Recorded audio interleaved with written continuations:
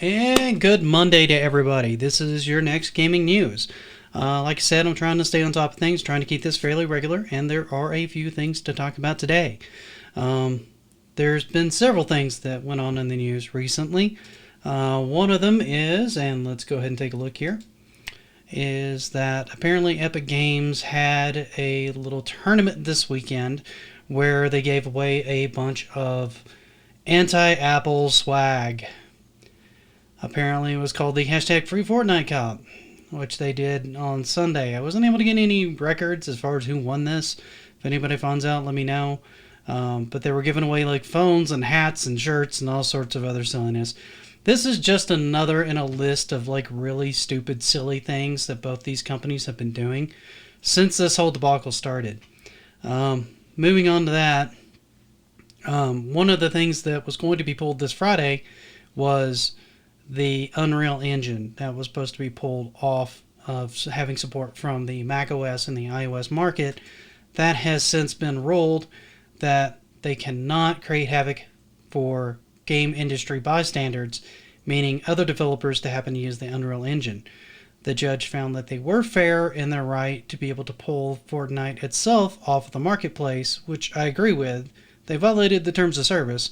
Regardless of how you feel about it, they still violated terms of service. It's totally within Apple's rights to go ahead and pull them off the store. This whole scorched earth policy of removing developer tools so they can no longer even build their engine to be able to support people that use their engine on both macOS and iOS, which conversely also was going to hurt Microsoft, who threw their hat in the ring in support of Epic on this one because it was going to hurt Forza. So it was hurting multiple developers outside of the realm of just Epic and was a step too far. So they both need to find a way to grow up and move on and get things going again. So that's your latest on the hashtag FreeFortnite foolishness that's been going on. There's been more rumors, again, of Nintendo being able to consider a 4K version of the Switch called the Switch Pro. This is probably the third or fourth time in the last couple of years I've actually heard this rumor.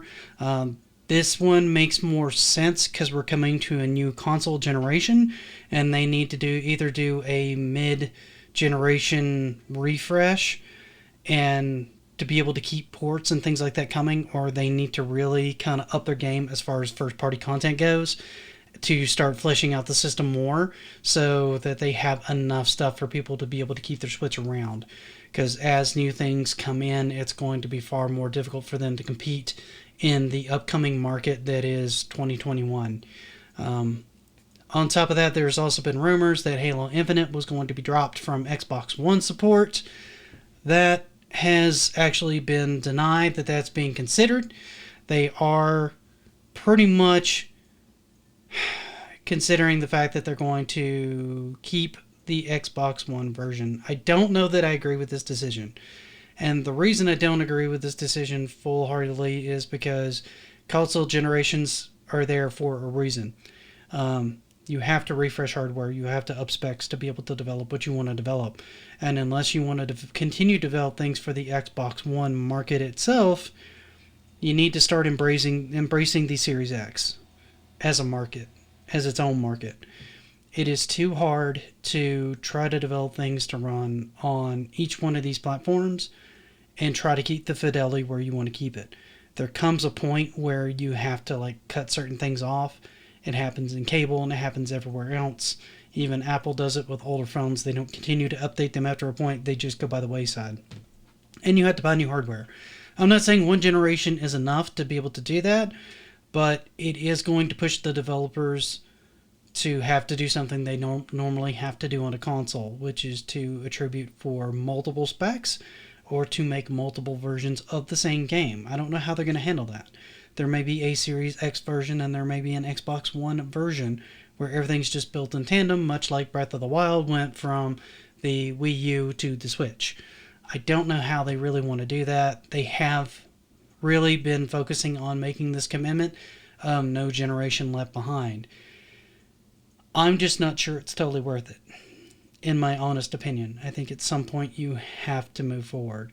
And consoles have a longer lifespan on average than PCs do before they need upgrades. So when they need upgrades, they desperately need upgrades. This is very much like trying to take something like, say, Borderlands pre-sequel that ran on the 360 and ran on, say, the PS4 and the Xbox One, and trying to run it on the 360. It was awful. If you've ever played the Borderlands pre-sequel on the 360, you'll know that everything runs slower, aiming is bad, movement is bad. The game just doesn't feel tight and in control like it's supposed to.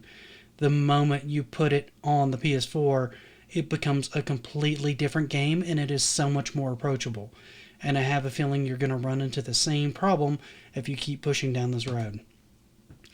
Those were the main topics that I ran into. While I was looking for things this weekend, I will endeavor to keep an eye on things and let you guys know anything else that comes up during the day.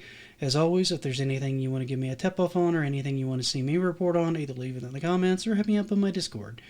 Until next time, though, guys, I will see you later.